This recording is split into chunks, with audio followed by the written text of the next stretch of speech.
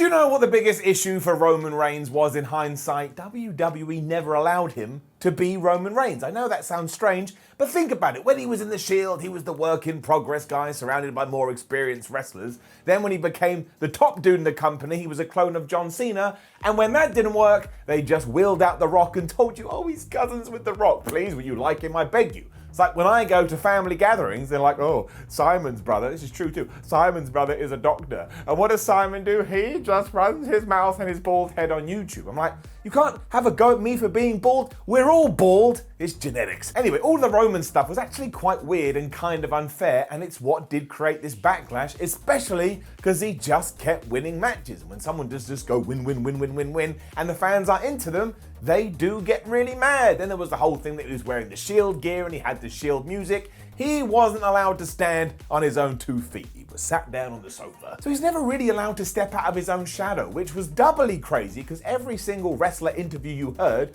was like, oh yeah, Roman Reigns, best person ever in the locker room, best person ever. I loved him. He's changed everything. You're like, well, just have him be that guy. He sounds wonderful. The thing is, even with all of this, Reigns was still great, and that's going to irk some people, but he was having top-tier matches with a lot of top-tier talent, and you totally can understand why Wild Wrestling Entertainment thought he was a star.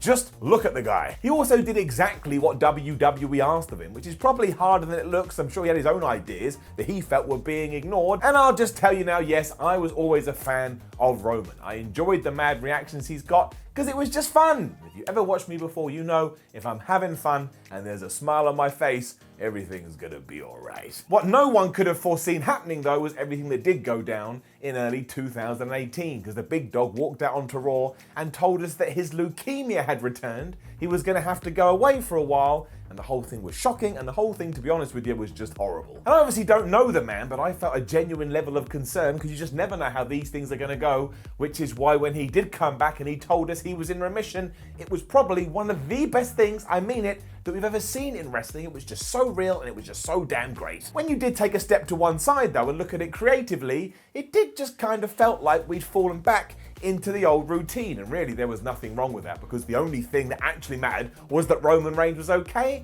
but it kind of felt like a missed opportunity, much like when Daniel Bryan came back, right? Like, oh my gosh, Daniel Bryan's coming back? Then within a few months, he was a bad guy.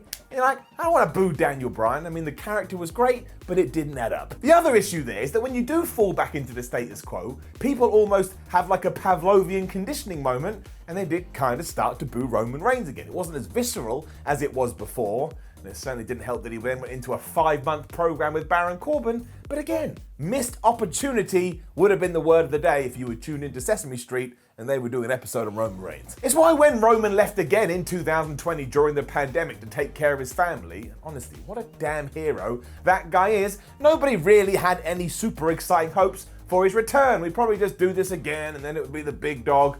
But boy howdy, how wrong were we? Because when he did come back at SummerSlam and just totally destroy The Fiend and totally destroy Braun Strowman, it was like, well, I don't 100% know what's going on, but he does seem to have a little bit more attitude. I mean, for goodness sake, within a week he was the Universal Champion, and if that had happened back in 2016, there would have been a wrestling meltdown. But we didn't get that at all here, apart from that one guy on Reddit, because again, it was fascinating, it was interesting, it was intriguing, and it felt like something was different. And when something was different, you're allowed to give it the benefit of the doubt and just see where it's gonna go. And now, as we know, it went to Gold Town. Because it really did hit a new level on that episode of SmackDown when the camera panned back to reveal that Reigns had now aligned himself with Paul Heyman. Now, not only did this get rid of any of the kind of doubts about whether he was a bad guy, but it also opened the door for so much, well, creativity. And creativity in wrestling, especially in WWE, is the best flipping mix. All the ambiguity had gone out the window. Seeing these as a pair meant you couldn't question it anymore, so WWE had finally done it. The power plant had won it, or in this case,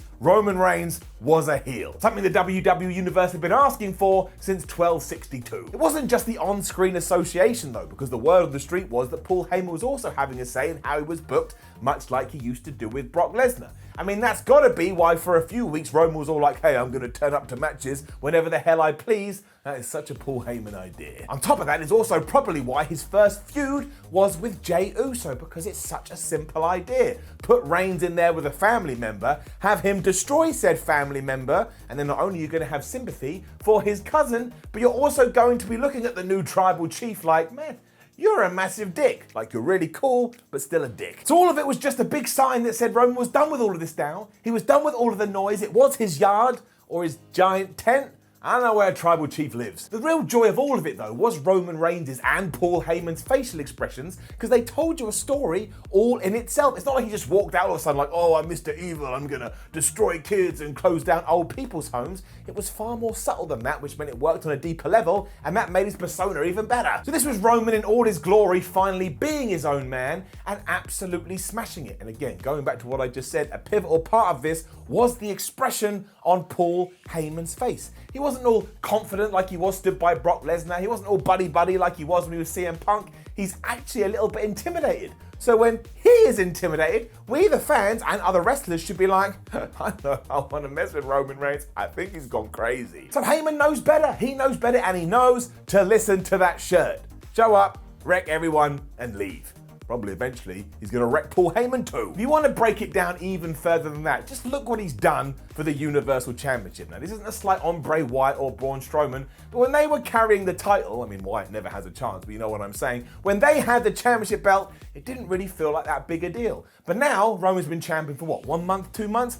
I think it's the biggest prize in the game. And obviously, WWE has designed it that way. But it worked. He has become something and someone you want to tune in for, with Heyman in the background just letting you know in no uncertain terms, please do not like this guy, and if you're unsure, look into my eyes, they are telling you the truth. And yeah, sure, I know that classic wrestling thing has now happened where he's such a badass, we're going to do a 360 and start liking him, but look, if you can do it with The Rock, you can do it with Roman Reigns. So it's a switch that we've needed for ages, and all this praise that's been going on Roman now explains all these other comments we've had over the years. It's why Chris Jericho wants to see him in AEW. It's why Jon Moxley says that he's one of the coolest guys ever. And it's why WWE picked him to begin with. They just had to allow Roman to be Roman. I understand why it's been this hard. It was just like 2 + 2 = 4. And that takes all of 3 seconds to write. That should have been the way here. It is kind of bizarre that we needed no fans and the halting of the house show circuit to make this happen, because I guess now we're serving the story as opposed to the merchandise stand, but who cares?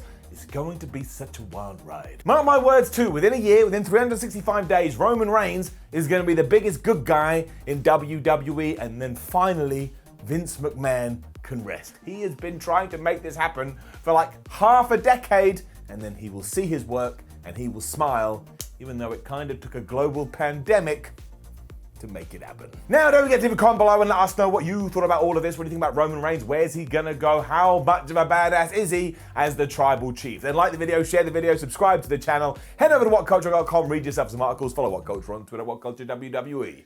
Watch more videos here on WhatCulture Wrestling. Too many thumbs. My name is Simon from WhatCulture. This is how Paul Heyman saved Roman Reigns, or helped Roman Reigns, or is now Roman Reigns' best buddy. Well, not about that one, because he's scared of him, as we've already said. But it's just a relationship that we kind of hinted at back at what, WrestleMania 31? Do you remember that, when it was Roman Reigns versus Brock Lesnar? And Paul Heyman even said, look, if it wasn't for this guy next to me, I'd be rooting for you, but unfortunately, you're coming across the man from Suplex City. So that's long-term booking. Yeah, right. WWE didn't plan it back then, but I'm still happy that it happened now. See ya.